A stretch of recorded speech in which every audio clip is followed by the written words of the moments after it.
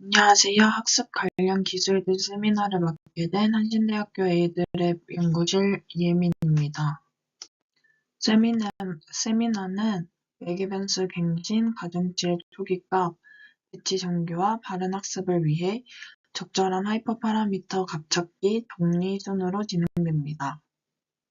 학습 관련 기술들의 개요입니다. 최적화는 신경만 학습의 목적이며 손실 함수의 값을 가능한 낮추는 매개변수를 찾는 것입니다. 이는 곧 최적 매개변수를 찾는 문제이고 최적의 매개변수 값을 찾는 단서로 매개변수의 기울기를 이용합니다.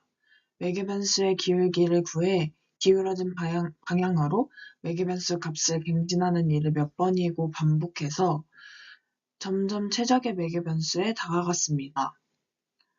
이것이 확률적 경사각법이라는 방법입니다.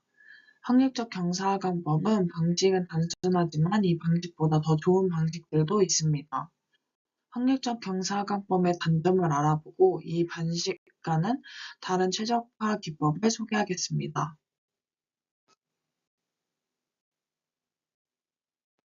확률적 경사각법의 수식입니다. W는 갱신할 가중치의 매개변수이고 라운드 W분의 라운드 L은 W에 대한 손실함수의 기울기입니다. 에타는 학습률을 의미하고 0.01이나 0.001과 같은 값을 미리 정해서 사용합니다. 확률적 경사각법은 기울어진 방향으로 일정 거리만 가겠다는 단순한 방법입니다. 이것을 파이썬 코드로 구현한 것입니다. 초기 때 받은 인수인 LR은 학습률을 뜻합니다. 이 학습률은 인스턴스 변수로 유지합니다. 업데이트 메서드는 확률적 경사각법을 반복해서 불리게 됩니다. 함스와 그레이드스는 딕셔너리 변수입니다. SGG 클래스를 사용하면 신경문 매개변수의 진행을 다음과 같이 수행할 수 있습니다. 이것은 실제로 동작하지 않는 의사 코드입니다. 경사각법과 확률적 경사각법 차이에 대해 설명하겠습니다. 경사각법은 함수의 기울기를 이용하여 x의 값을 어디로 옮겼을 때 함수가 최소값을 찾는지에 대해 알아보는 방법입니다. 위 식은 1에 해당하는 갱신이고 이 단계를 반복합니다. 변수의 값을 갱신하는 단계를 여러 번 반복하면서 서서히 함수값을 줄여나갑니다. 변수가 늘어난다 해도 같은 식으로 갱신합니다. 확률적 경사각법은 경사각법과 다르게 한 번 학습할 때 모든 데이터에 대해 가중치를 조절하는 것이 아니라 랜덤하게 추출한 일부의 데이터에 대해 가중치를 조절합니다. 속도는 개선되었지만 최적의 해 정확도는 낮습니다. 확률적 경사각법은 단순하고 구현도 쉽지만 문제에 따라 비효율적일 때가 있습니다. 이 함수의 최소값을 구해보겠습니다. 이쪽 그림과 같이 밥그릇을 X축 방향으로 느린 듯한 모습을 하고 있고 실제로 그 옆쪽 그림을 보면 등고선은 이 그림과 같이 X축 방향으로 느린 타원으로 되어 있습니다.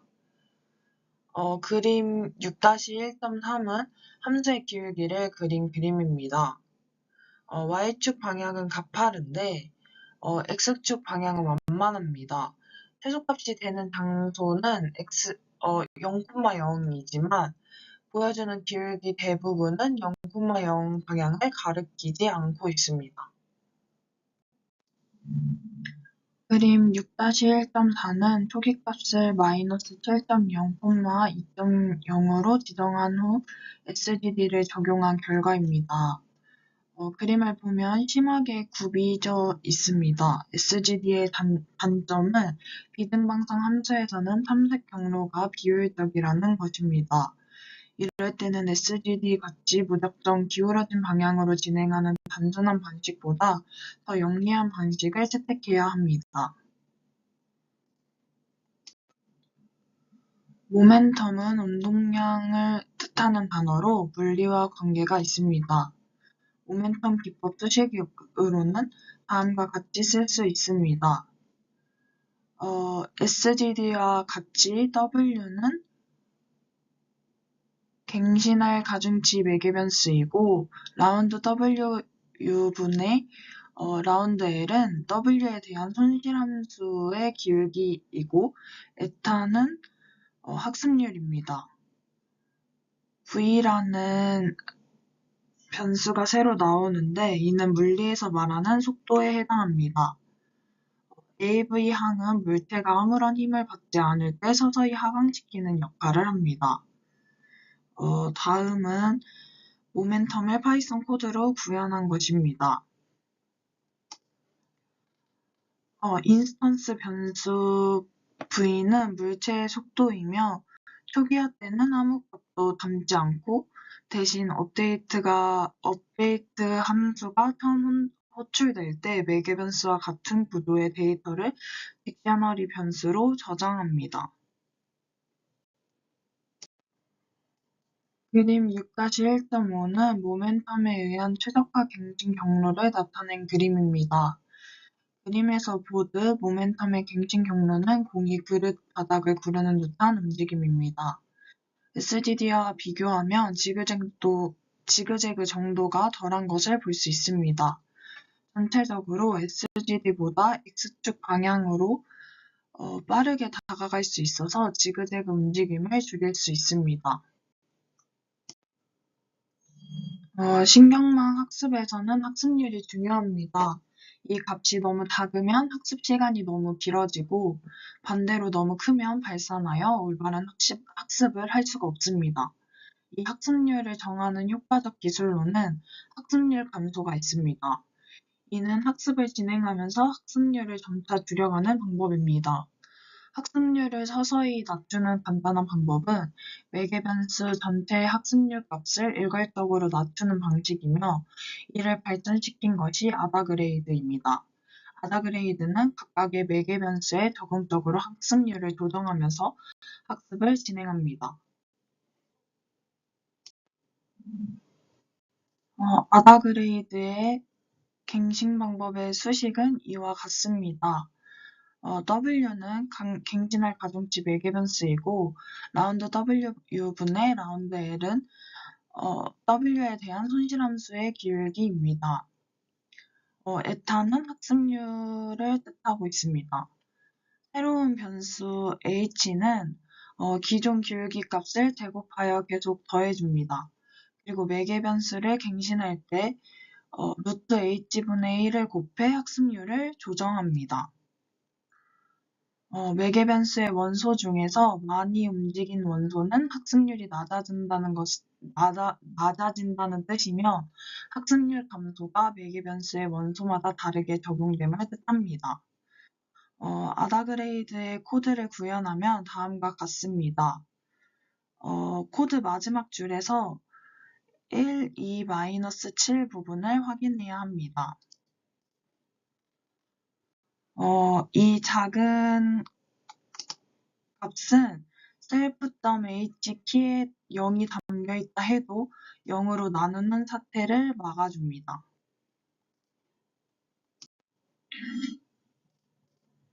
최적화 갱신 경로 그림을 보면 최소값을 향해 효율적으로 움직이는 것을 볼 수 있습니다.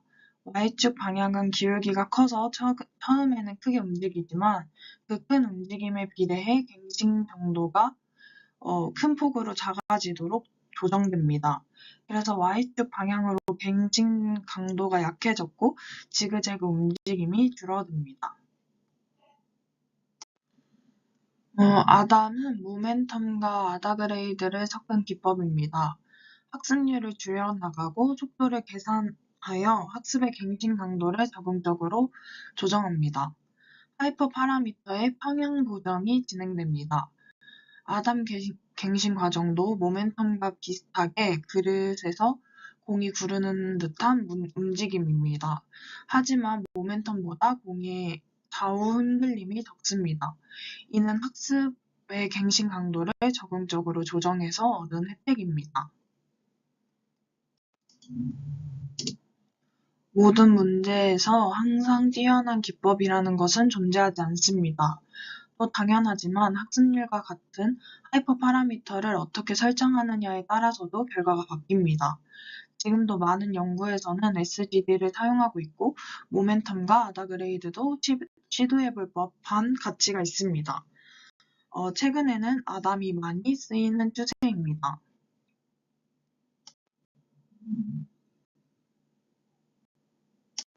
가중치 감소 기법은 오버피팅을 억제해 범용 성능을 높이는 테크닉입니다. 가중치 감소는 간단히 말하자면 가중치 매개 변수의 값이 작아지도록 학습하는 방법입니다. 가중치 값을 작게 하여 오버피팅이 일어나지 않게 하는 것입니다. 가중치를 작게 만들고 싶으면 초기값도 최대한 작은 값에서 시작하는 것이 좋습니다. 사실 지금까지 가중치의 초기값은 정규 분포에서 생성되는 값을 0.01배 한 작은 값을 사용했습니다. 가중치의 초기값을 모두 0으로 설정하면 학습이 올바르게 이루어지지 않습니다. 가중치 초기값을 모두 0으로 설정하면 안 되는 이유는 오차 역전파법에서 모든 가중치의 값이 똑같이 갱신되기 때문입니다. 예를 들어 2층 신경망에서 첫 번째와 두 번째 층의 가중치가 0이라고 가정하겠습니다. 그럼 순전파 때 입력층의 가중치가 0이기 때문에 두 번째 층의 뉴런에 모두 같은 값이 전달됩니다. 두 번째 층의 모든 뉴런에 같은 값이 입력된다는 것은 역접한 때 두 번째 층의 가중치가 모두 똑같이 갱신된다는 말이 됩니다. 그래서 가중치들은 같은 초기값에서 시작하고 갱신을 거쳐도 여전히 같은 값을 유지하는 것입니다. 이는 가중치를 여러 개 갖는 의미를 사라지게 합니다. 이 가중치가 고르게 되어버리는 상황을 초기값을 무작위로 설정해야 합니다. 응lik층의 활성화값의 분포를 관찰하면 중요한 정보를 얻을 수 있습니다.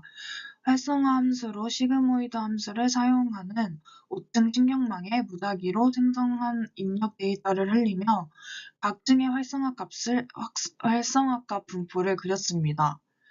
각 층의 활성화 결과를 액티베이션 변수에 저장합니다. 이 분포된 정도, 즉 표준 편타를 바꿔가며 활성화 값들의 분포가 어떻게 변화하는지 관찰했습니다. 표준 편차가 1인 정규 분포를 이용했을 때는 활성화 값들이 0과 1에 치우쳐 분포되어 있습니다. 여기에서 사용한 시그모이드 함수는 그 출력이 0에 가까워지자 그 미분은 0에 다가갑니다. 데이터가 0과 1에 치우쳐 분포하게 되면 역전파의 기울기 값이 점점 작아지다가 사라지게 되는 현상이 발생하는데 이것을 기울기 소실이라고 합니다.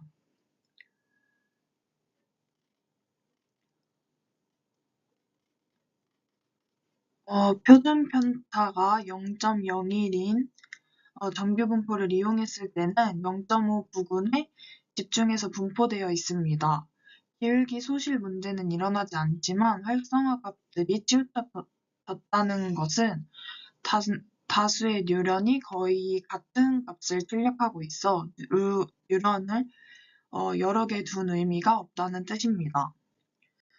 그래서 활성화 값들이 치우치면 표현력을 제한한다는 관점에서 문제가 됩니다. 제비어 초기값은 일반적인 딥러닝 프레임워크들이 표준적으로 이용하고 있습니다. 각 층의 활성화 값들을 광범위하게 분포시킬 목적으로 가중치의 적절한 분포를 찾고자 했습니다. 그리고 앞 계층의 노드가 n개라면 표준 편차가 루트 n분의 1인 분포를 사용하면 된다는 결론을 도출했습니다.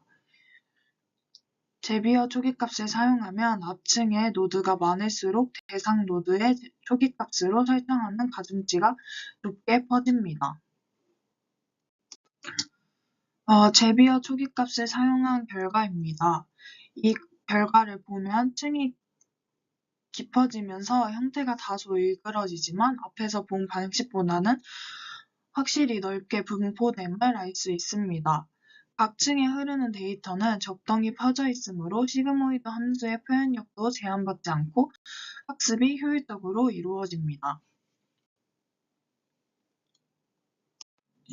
제비어 초기값은 활성화 함수가 선형인 것을 전제로 이끈 결과입니다. 시그모이드 함수와 탄 H 함수는 좌우 대칭이라 중앙 부근이 선형인 함수로 볼 수 있어 제비어 초기값이 적당합니다. 하지만 렐루를 이용할 때는 렐루에 특화된 초기값을 이용하라고 권장합니다. 이 초기값을 찾아낸 카이밍 히의 이름을 따서 히 초기값이라고 합니다. 히 초기값은 앞 대칭의 노드가 n개일 때 표준 편차를 루트 n분의 2인 정규 분포를 사용합니다. 렐루는 음의 영역이 0이라서 더 넓게 분포시키기 위해 2배 개수가 필요하다고 해석했습니다.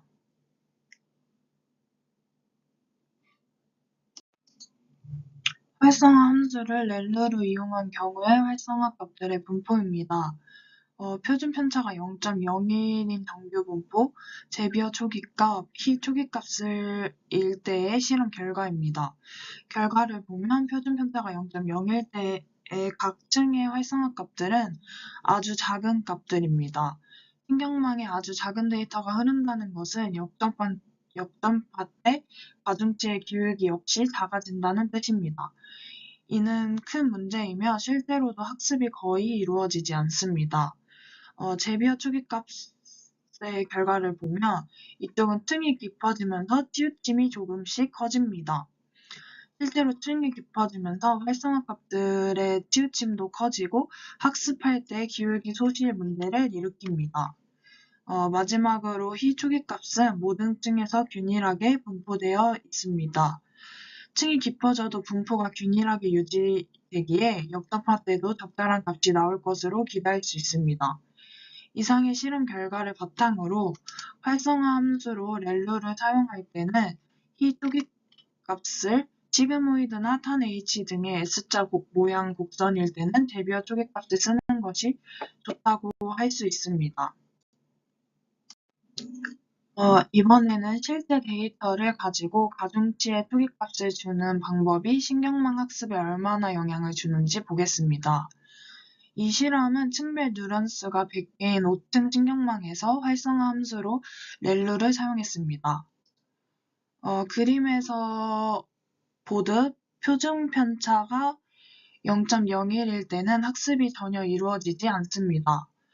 앞에서 활성화 값의 분포에서 본 것처럼 순전파 때 너무 작은 값이 흐르기 때문입니다. 그로 인해 역전파 때의 기울기도 작아져 가중치가 거의 갱신되지 않았습니다. 반대로 제비어와 히 초기값의 경우에는 학습이 순조롭게 이루어지고 있습니다. 다만 진도는 히 초기값 쪽이 좀 더 빠릅니다. 지금까지 살펴보았듯 가중치의 초기값은 신경망 학습의 아주 중요한 포인트라고 할 수 있습니다.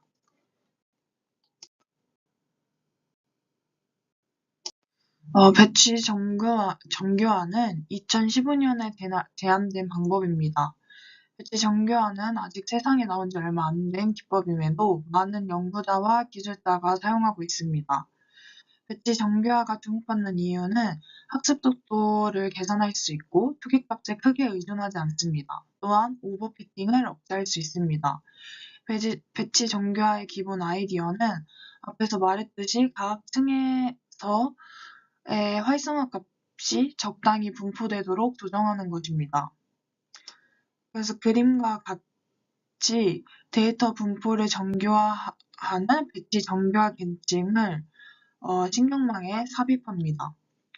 배치 정교화는 그 이름과 같이 학습 시 미니 배치를 단위로 정교화합니다. 구체적으로는 데이터 분포가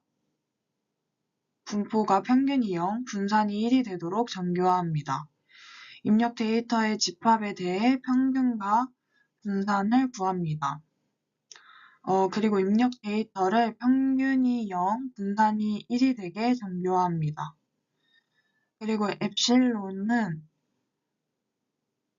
0으로 나누는 사태를 예방하는 역할을 합니다.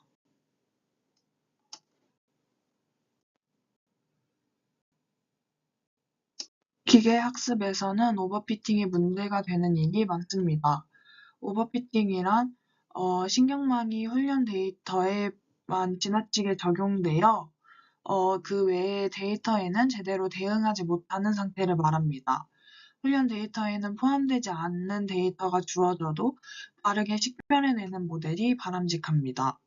복잡하고 표현력이 높은 모델을 만들 수는 있지만 그만큼 오버피팅을 억제하는 기술이 중요해집니다. 오버피팅은 매개 변수가 많고 표현력이 높은 모델이거나 훈련 데이터가 적은 모델에 발생합니다. 이 두 요건을 일부러 충족하여 오버피팅을 일으켜 보겠습니다. 그러기 위해 본래 6만 개인 엠니스트 데이터셋의 훈련 데이터 중 300개만 사용하고 7층 네트워크를 사용해 네트워크의 복잡성을 높이겠습니다. 각 층의 뉴런은 100개, 활성화 함수는 렐루를 사용합니다. 에폭마다 모든 훈련 데이터와 모든 시험 데이터 각각에서 정확도를 산출합니다. 훈련 데이터를 사용하여 측정한 정확도는 100에폭을 지나는 무렵부터 거의 100%입니다. 그러나 시험 데이터에 대해서 큰 차이를 보입니다. 이처럼 정확도가 크게 벌어지는 훈련 데이터에만 적응해버린 결과입니다. 훈련 때 사용하지 않은 시험 데이터에는 제대로 대응하지 못하는 것을 이 그래프에서 확인할 수 있습니다.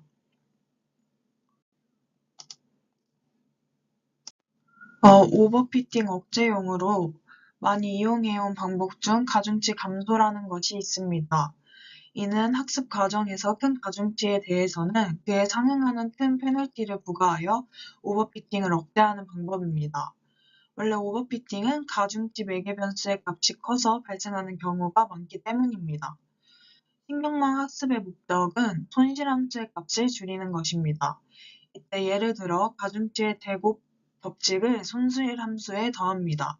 그러면 가중치가 커지는 것을 억제할 수 있습니다.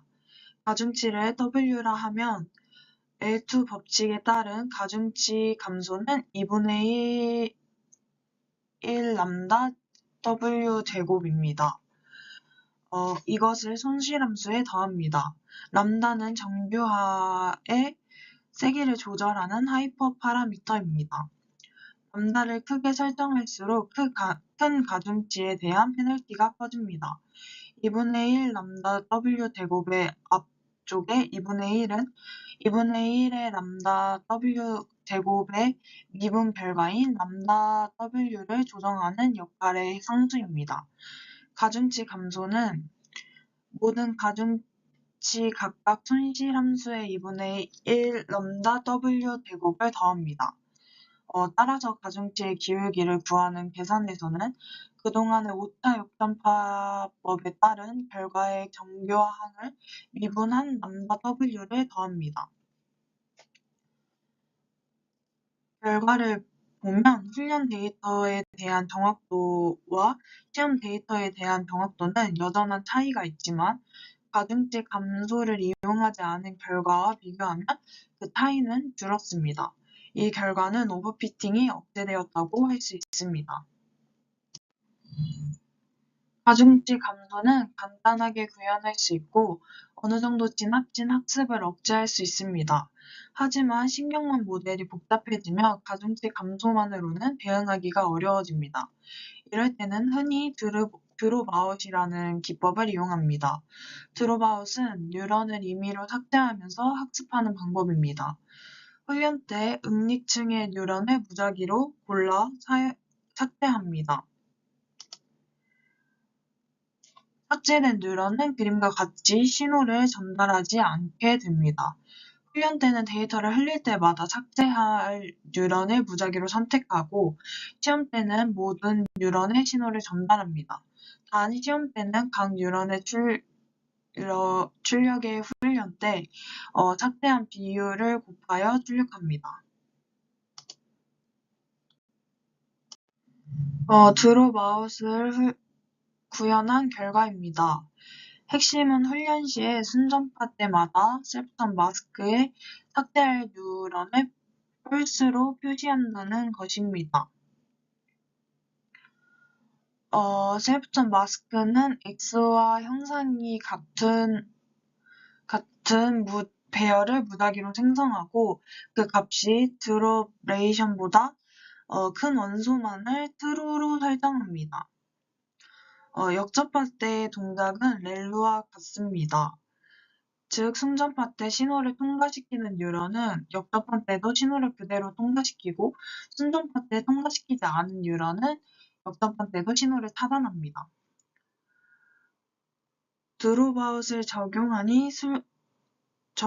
후 훈련 데이터와 시험 데이터에 대한 정확도의 차이가 줄었습니다. 또 훈련 데이터에 대한 정확도가 100%에 도달하지 않게 되었습니다. 이처럼 드롭아웃을 이용하면 표현력을 높이면서 오버피팅을 억제할 수 있습니다.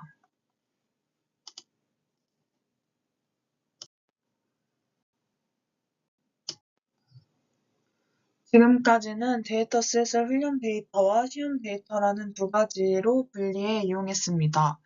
훈련 데이터로는 학습을 하고 시험 데이터로는 범용 성능을 평가했습니다. 그렇게 해서 오버피팅 한 건 아닌지, 그리고 범용 성능은 어느 정도인가 같은 것을 평가할 수 있었습니다. 같은 성능 평가인데 하이퍼 파라미터가 대상일 때는 시험 데이터를 사용해서는 안 됩니다. 이유는 시험 데이터를 사용하여 하이퍼 파라미터를 조정하면 하이퍼 파라미터 값이 시험 데이터에만 오버피팅 되기 때문입니다. 그렇게 되면 다른 데이터에는 적응하지 못하니 범용 성능이 떨어지는 모델이 됩니다. 그래서 하이퍼 파라미터를 조정할 때는 하이퍼 파라미터 정용 확인 데이터가 필요합니다. 이러한 하이퍼 파라미터 조정용 데이터를 일반적으로 검증 데이터라고 부릅니다. 엠니스트 데이터셋은 훈련 데이터와 시험 데이터로만 분리해 뒀습니다. 이런 경우에는 사용자가 직접 데이터를 분리해야 합니다. 검증 데이터를 얻는 가장 간단한 방법은 훈련 데이터 중 20% 정도를 검증 데이터로 먼저 분리하는 것입니다. 이 코드는 훈련 데이터를 분리하기 전에 입력 데이터와 정답 레이블을 뒤섞습니다. 데이터셋 안에 데이터가 치우쳐 있을지도 모르기 때문입니다. 하이퍼 파라미터를 최적화할 때의 핵심은 하이퍼 파라미터의 최적값이 존재하는 범위를 조금씩 줄여나간다는 것입니다. 범위를 조금씩 줄이려면 우선 대략적인 범위를 설정하고 그 범위에서 무작위 하이퍼 파라미터 값을 골라낸 후 그 값으로 정확도를 평가합니다. 정확도를 잘 살피면서 이 작업을 여러 번 반복하며 하이퍼 파라미터의 최적값의 범위를 좁혀나가는 것입니다. 하이퍼 파라미터의 범위는 대략적으로 지정하는 것이 효과적입니다. 실제로도 0.001에서 1000 사이와 같이 10의 계승 단위로 범위를 지정합니다. 이를 로그 스케일로 지정한다고 합니다. 하이퍼 파라미터를 최적화할 때는 딥러닝 학습에는 오랜 시간이 걸리기 때문에 나쁠 듯한 값은 일찍 포기하는 것이 좋습니다. 그래서 학습을 위한 액폭을 작게 하여 1회 평가에 걸리는 시간을 단축하는 것이 효과적입니다. 6장 내용 정리입니다. 매개 변수 갱신 방법에는 확률적 경사관법 외에도 모멘텀, 아다그레이드, 아담 등이 있습니다. 가중치 초기값을 정하는 방법은 올바른 학습을 하는데 매우 중요합니다. 가중치의 초기값으로 제비어 초기값과 히 초기값이 효과적입니다. 배치 정교화를 이용하면 학습을 빠르게 진행할 수 있으며 초기값의 영향을 덜 받게 됩니다. 오버피팅을 억제하는 정교화 기술로는 가중치 감소와 드롭아웃이 있습니다. 하이퍼 파라미터 값 탐색은 최저값이 존재할 적법한 범위를 점차 좁히면서 하는 것이 효과적입니다. 감사합니다.